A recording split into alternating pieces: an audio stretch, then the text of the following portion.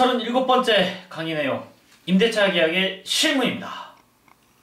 임대차 계약에서 모든 계약에서 제일 중요한 것은 당사자의 확정이에요. 여러분이 임차인으로 들어갑니다. 주택이든 상가이든 임차인으로 들어갑니다. 누구와 계약 체결해야 됩니까? 집주인 또는 건물주와 계약 체결해야겠죠. 공인중개사와 계약을 체결하면 어떨까요? 공인중개사와 계약을 체결할 때는 그 공인중개사가 집주인 또는 건물주로부터 적법한 위임을 받았어야만 그 계약을 체결할 대리권이 있겠죠. 집주인 또는 건물주의 아들이 나왔습니다. 어떨 것 같아요? 그 아들이 대리할 권한이 있을까요? 그것도 묘한 문제입니다. 아들과 엄마 또는 아빠가 사이가 안 좋을 수 있잖아요. 아주 앙숙일 수도 있죠. 그렇죠? 또는 엄마나 아빠, 즉 건물주는 딸한테 관리 권한을 위임했는데 딸과 아들이 사이가 안 좋아서 아들이 누나 또는 여동생의 권리를 대신해서 이걸 차지하려고 노력할 수도 있죠. 그래서 가장 중요한 것이 계약 당사자 확정 문제입니다. 계약 당사자를 정확히 확정하고 들어가야 돼요. 당사자를 확정하지 않고 들어갔을 때 아주 큰 사기를 당할 수 있습니다. 제가 현재 진행하고 있는 아주 놀라운 사기 사건 중에 하나도 바로 그거예요. 내가 여기 강남에 있는 아파트를 예로 들겠습니다. 강남에 있는 아파트를 샀어요, 내가. 근데 나는 미국에 있어요. 미국에서 현재 사업을 하고 있고 고향에 갔을 때 내가 고향으로 돌아갔을 때 내 아파트를 하나 갖고 싶다. 그리고 한국 부동산은 땅값이 아무리 떨어져도 아파트값이 아무리 떨어져도 뭐 폭락하거나 그러지 않기 때문에 일정 정도는 유지된다. 그런 생각하에 또 한국 부동산이 혹시 오를지 모른다. 그런 생각하에 강남에 아파트를 하나 사둔 겁니다. 근데 그 아파트를 사두기만 했으니까 그 아파트를 놀릴 수는 없잖아요.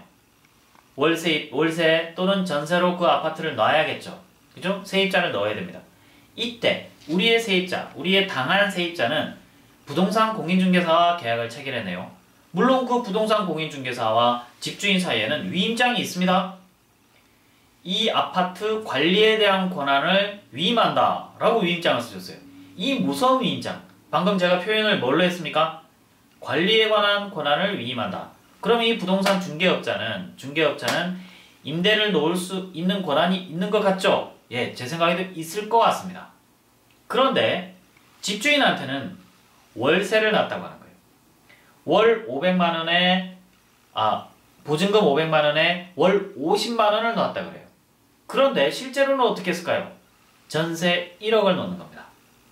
전세 1억을 놓고 500에 50이라고 했으니까 일단 집주인한테는, 미국에 있는 집주인한테는 500만원만 보내주면 되죠. 자기는 얼마 받았습니까? 1억 원을 받았죠. 500만원만 일단 보내고 한 달에 50만원씩 보냅니다. 한 달에 50만원씩 10번을 보내도 500만원이에요. 실제 투입되는 금액이 1000만원이에요. 근데 자기는 얼마 받았어요? 1억을 받았죠. 1억을 받고 저 사람한테는 500에 50이라고 해서 월세를 꼬박꼬박 붙여줍니다. 이 놀라운 사기 범죄가 실제 있었던 일이에요. 썸짓하지 않았습니까? 이 임차인이 보호받을 수 있을까요? 집주인한테. 나 보증금 1억 줬으니까 1억을 다 내놔라. 집주인 입장에는 어때요? 500에 월 50만원씩 받았는데 웬 1억? 깜짝 놀랄 수 있죠. 그래서 둘이서 소송이 붙게 됩니다.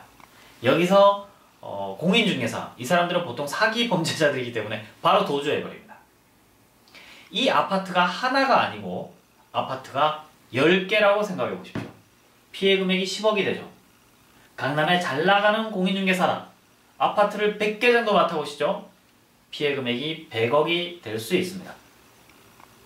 이 집주인과 임차인은 결국 소송 과정에서 서로 책임이 있으니 서로 양보해서 어느 정도 합의를 보자 해서 집주인은 얼마를 격출하고 이 사람은 자기 전 재산과 다름없는 보증금 중에 일부를 뜯긴 상태에서 보증금을 반환받게 될 가능성이 매우 높아요. 판사님들이 열정적으로 재판을 해서 결론을 내려주면 좋은데 우리나라 법원은 요새 좀 이상하게 자꾸 조정 분위기, 자꾸 조정을 이상하게 권유하는 그런 분위기가 많아요. 법원에 가서 사람은 재판을 받아서 내가 결론을 듣고 싶은데 판사는 이렇고 이런 사정이고 저런 사정이니 적절히 합의하시죠. 이런 경우가 많아요. 유행처럼 번지는 것 같은데 조금은 불합리한 것 같은데 어떻게 보면 합리적이기도 하고 참 난감합니다. 그때그때 사정에 따라 대처하는 수밖에 없죠. 그렇다고 해서 조정에 대해서 의견을 묻는데 안 할랍니다 해가지고 한 방에 판사님의 의견을 뿌리칠 수도 없거든요. 참 저 입장에서도 난감한 경우가 한두 번이 아니에요. 물론 질 것 같은 사건의 경우에는 판사님이 조정이 시켜준다 그러면 뭐 엄청 좋죠. 그때 막상 이길 수 있는 지위에 있는 사람 입장에서는 그게 억울할 수도 있거든요. 그래서 판사의 직책을 수행하시는 우리 판사님들 참 힘드신 것 같아요. 내가 볼 때. 어찌 보면 신이 내린 권력을 행사하는 건데 저는 연봉을 10억을 준다 그래도 판사는 못할 것 같아요. 양심의 가책 때문에. 내가 내린 판단이 틀릴 수 있잖아요. 그걸 왜 감수하면서 살아가죠? 도저히 못할 거예요. 지금도 그냥 이렇게 자유롭게 살면 되는데. 그죠? 아무튼 임대차 계약 체결하는 데 있어서 가장 중요한 것이 1번이 뭐다? 계약 당사자의 확인. 너 누구야? 임대인 말이에요. 임대인. 너 집주인이야? 너 건물주야? 이거 확인하시고 하십시오. 등기부를 떼보십시오. 등기부가 권리를 표상하지 않습니까? 토지대장, 건축물대장, 집합건축물대장, 임야대장 이거는 소유자를 표상하지 않습니다. 등기부를 보십시오. 등기부의 인적사항을 확인하고 신분증을 통해서 그 사람이 맞는지를 확인하십시오. 제가 신분증 위조되는 경우 말씀드렸죠. 신분증이 위조될 수 있습니다. 그래서 깜짝 놀라시지 마시고 신분증을 그 사람 얼굴과 또박또박 한번 대조를 해보세요. 그런 것이 필요합니다. 그 다음에 임대차 계약서를 쓰기 시작해야죠. 보증금 조건이나 월세 조건 같은 것도 써야 되고요. 상가건물 임대차 보호법의 적용을 받기 위해서는 보증금의 액수도 어느 정도 조절을 해야 될 필요도 있습니다. 그런 여러 가지 사정들을 감안해서 임대차 계약을 체결해야 돼요. 입주와 동시에 즉 주택의 경우는 입주라고 부르고 상가 같은 게 입점이라고 부르잖아요. 입점 또는 입주와 동시에 보증금의 잔금을 지급해야 됩니다. 전대차는 좀 위험합니다. 전대차가 뭐냐면 임차인한테서 다시 재임차하는 거예요. 건물주나 집주인하고 계약 체결하는 게 아니고 임차인하고 계약 체결하는 거예요. 그런 경우에는 내 지위가 굉장히 불안해질 수가 있어요. 그런 계약은 아예 안 한다고 생각하시면 좀 편할 것 같아요.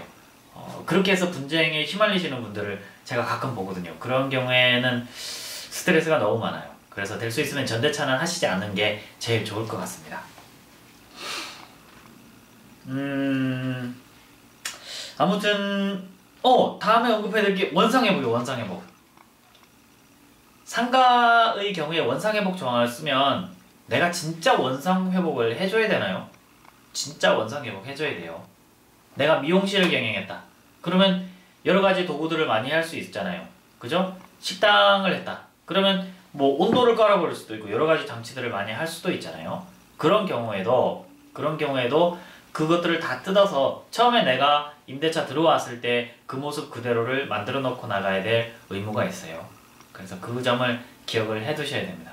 약간 좀 내키지 않으실 수도 있는데 원상회복 조항을 쓰면 그 원상회복 조항은 효력이 있어요. 원상회복을 안 시키고 도망가 버렸다. 그런 경우에 어떻게 잡죠? 보증금의 일부를 남겨놓고 보증금을 빼줘야죠. 그리고 실제 공사 들어간 금액을 그 임대차 보증금 월세에서 임대보증금에서 공제를 하고 반환을 해주면 현실적인 문제를 해결할 수 있겠죠.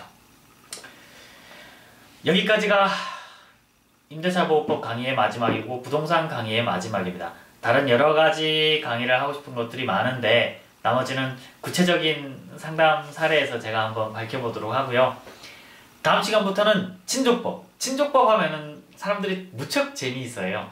제가 대학에서 강의할 때도 학생들도 친족법 강의하면 막 눈이 반짝반짝합니다.